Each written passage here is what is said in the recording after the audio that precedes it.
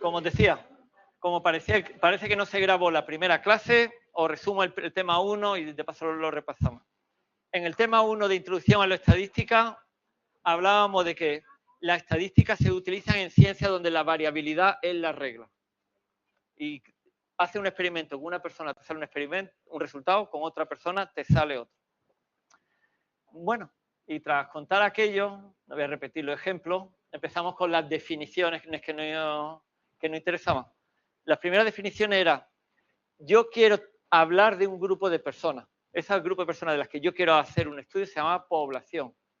Pero en el ordenador voy a meter un grupo más pequeñito de personas que voy a elegir. Ese grupo de personas sobre el que voy a hacer cálculo de verdad se llama muestra. Y me gustaría que la muestra fuese representativa de la población. ¿Cómo se veía esto? Se vería en una base de datos. Así. En el programa que vamos a utilizar, que se llama Hasp, vamos a tener que en la fila 1 tengo los datos de una persona, en la fila 2 de otra persona, y en total tengo en esta base de datos los datos de 857 personas. Esta es la muestra de individuos que con la que voy a trabajar. Esta muestra ha sido extraída de una población.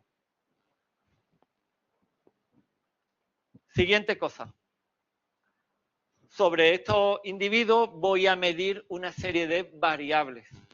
Y las variables son, en una base de datos, las columnas de la base de datos. Por ejemplo, el sexo de las personas. ¿Vale? Y hay variables que son de tipo cualitativa, nominal, y hay otras variables que son de otro tipo. ¿Veis que la talla es una variable numérica? Pues esto está mal. Cuando una variable es numérica, voy y le digo a la máquina, cambiándole el dibujillo, tú eres numérica y tú también. ¿Vale? Tengo variables que tienen diferentes tipos, cualitativas, numéricas, se lo digo explicándoselo ahí en este programa que vamos a usar en la práctica para el dibujo. Esto lo haremos mañana, nos toca ahora. Solo estoy repasando lo mínimo de este tema. Bueno, entonces tenemos varios tipos de variables, cualitativas y numéricas, que a su vez se dividían en otras categorías. Siguiente cosa que veíamos era, bueno, pues ya tengo un montón de datos, como el sexo de esta gente. Tengo la variable sexo. ¿Cómo te enseño lo que me ha salido aquí? Tengo un montón de datos aquí desordenados. Lo puedo poner ordenadito en una tabla o en un gráfico, haciendo una tabla o un gráfico. Bueno, si lo hago en una tabla, me van a salir una serie de columnas que se llaman frecuencias. Voy a ir aprovechando para hacerlo y voy mezclando un poquito la práctica. Si yo cojo una variable como el sexo, puedo hacer o una tabla o un gráfico. Voy a hacer una tabla. Y aquí esto me lo ha hecho.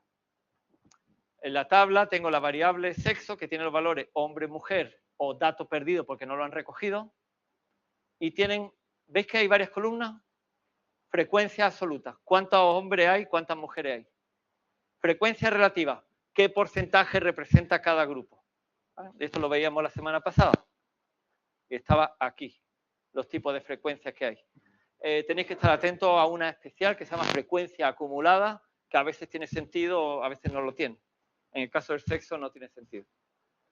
Bueno, pues ya está. Sé hacer tablas. Ya he visto, es cliquear en el programa en un sitio y él me lo da hecho.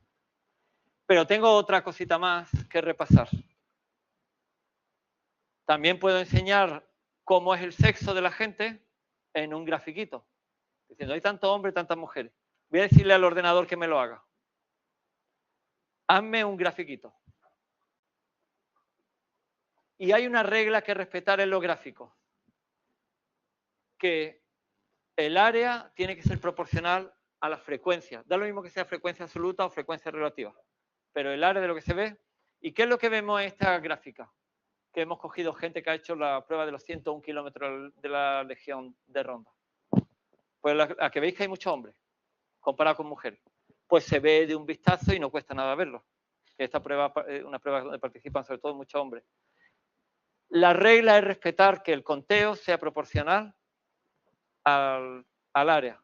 Y teníamos este tipo de gráfico O este tipo de gráfico, por ejemplo.